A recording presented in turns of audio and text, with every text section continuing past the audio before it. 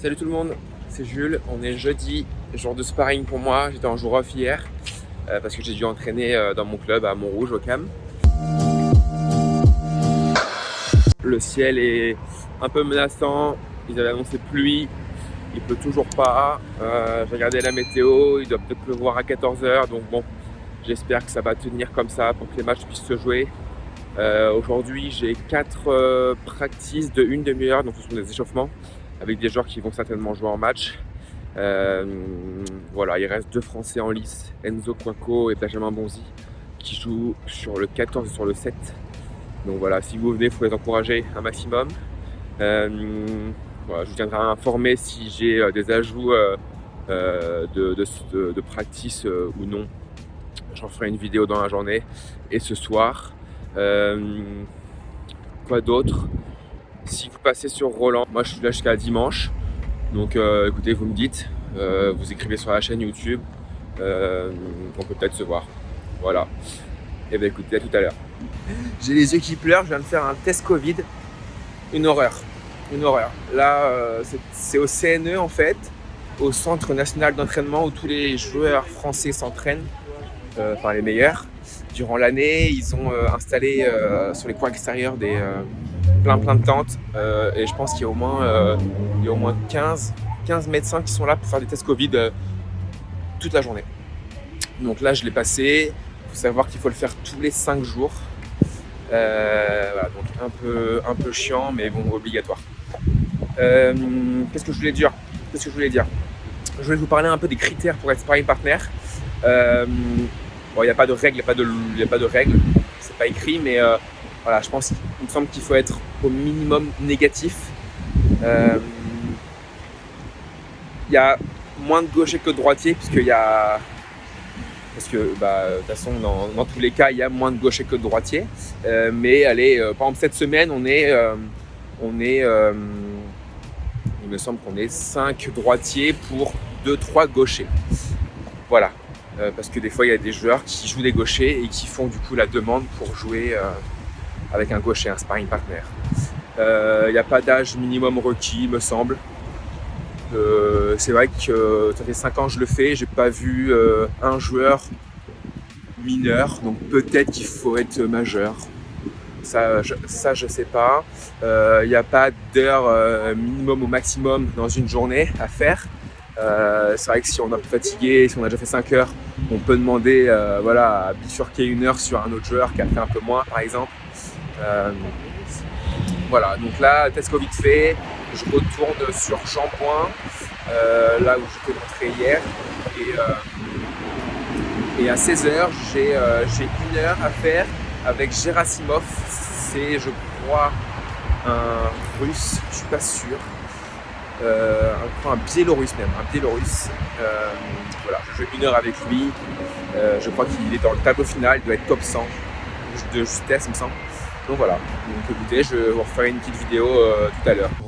Bonjour à tout le monde, je refais une petite vidéo, il a plu, donc les matchs se sont arrêtés, donc ça c'est un peu chiant, mais comme dans nos formations, on l'explique souvent, en tennis c'est un sport d'adaptation constant en fonction de l'environnement, et donc là il a plu, les joueurs sont arrêtés au moins une demi-heure, 3 quarts d'heure, et j'imagine que ça va reprendre puisque maintenant il fait soleil. C'est marrant, je me suis entraîné ce midi avec Liam Brody, c'est un Anglais qui doit avoir 24-25 ans. Et quand il m'a vu sur le cours, il m'a reconnu. On s'est joué il y a 7-8 ans à Chiswick en Angleterre. D'ailleurs, Arthur était avec moi. C'était le jour de notre anniversaire et j'ai gagné le tournoi. Et lui, je l'avais joué en quart de finale. Et voilà, il s'est souvenu de moi, il m'a demandé même à quel tournoi c'était, ce qu'il se rappelait plus exactement. Et voilà, il s'est souvenu de moi, c'est marrant. Et c'est vrai qu'il y a pas mal de joueurs que j'ai joué ici. Je pense que j'ai dû en jouer peut-être 20. Et donc c'est marrant de voir qu'au fil des années, les années passent et les joueurs te disent toujours bonjour, toujours un petit mot sympa. Franchement, il n'y a pas beaucoup de concurrence entre les joueurs, un peu plus tendu entre les filles, je pense. Et voilà, en tout cas, en tant que sparring, il n'y a pas de concurrence entre les sparring. Genre là, je suis avec un pote à moi qui s'appelle Léo Bresson, qui est à Caen. il m'a vu jouer avec Andy Murray lundi et il était trop content pour moi. Et là, il a eu la chance hier, il m'a envoyé un message. Il a joué avec Andy aujourd'hui, il était trop content. Donc ça, c'est vraiment cool pour lui. C'est cool de pouvoir jouer avec des top players comme ça. Voilà, bah écoutez, je t'en ferai une petite vidéo tout à l'heure. Là, je vais à Jambouin me poser un petit peu. J'ai 1 heure de repos avant de recommencer. À tout à l'heure. Salut tout le monde, content de te retrouver. J'ai fini ma journée numéro 3. On s'est quitté tout à l'heure. Je t'ai dit que j'allais jouer avec Gerasimov Egor, un Biélorusse. Finalement, c'était pas lui, je me suis trompé. C'était Miomir Kekmanovic, un Serbe qui est 40 mondial. Alors, il doit être, je sais pas, de 97, donc très jeune. Un des espoirs, je pense que dans les prochaines années, on va entendre parler de lui. Il va, je pense, arriver dans le top 30, voire top 20. Voilà, donc c'était un peu pénible cet entraînement puisqu'on a commencé, c'était très sympa, on a joué une demi-heure, alors on devait jouer 1 heure à la base, on a joué une demi-heure, il a plu, donc on était sur le 3e site, on était à l'annexe, donc ça s'appelle le Petit Jambouin aussi, c'est très sympa, c'est dans le bois de Boulogne, c'est vraiment top. On a commencé, donc une demi-heure, il y avait Daniil Medvedev qui jouait à côté de moi, d'ailleurs Daniil que je connais assez bien puisque j'ai été en équipe avec lui quand j'ai joué pour Maison Lafitte en 2014-2015. J'ai d'ailleurs joué en double avec lui et voilà, donc je l'ai connu quand il était 1200 mondial. Voilà, donc c'est assez drôle de le revoir maintenant quand il est dans le top 5 ou top 6, je ne sais plus trop. Donc il a plu, donc on s'est arrêté, on a attendu 45 minutes à l'intérieur, donc Daniil était à côté de moi, on s'est dit bonjour, on a un peu parlé, voilà, il est toujours très gentil, très sympa. Et d'ailleurs quand il jouait, c'était marrant parce qu'il jouait avec un Italien, Travaglia Stefano, qui est top 100. Et c'était intéressant de voir que Daniil, il rigolait pendant le match, pendant l'entraînement, il rigolait, il souriait. Voilà, il faisait des points, il faisait des petits coups entre les jambes, il faisait des amortis, il se faisait des lobes, etc. C'était un entraînement assez sympa à voir et c'est sympa aussi de voir des joueurs avec la banane sur le court en train de rire et prendre plaisir et être joyeux à faire du sport, à faire du tennis, quoi. Donc là, c'était vraiment cool. Donc voilà, donc après, on a attendu 45 minutes et après, on nous a délocalisé sur Roland Garros. J'ai joué sur le court numéro 5, toujours avec Kekmanovic. Et là, on a joué 45 minutes, on s'est arrêté puisque les personnes qui entretiennent les cours nous ont dit qu'il allait pleuvoir dans 3 minutes et du coup, ils ont bâché le cours. Et effectivement, 3 minutes après, il pleuvait à torrent. Donc voilà, donc entraînement classique, donc je t'ai dit un 40e mondial Kekmanovic.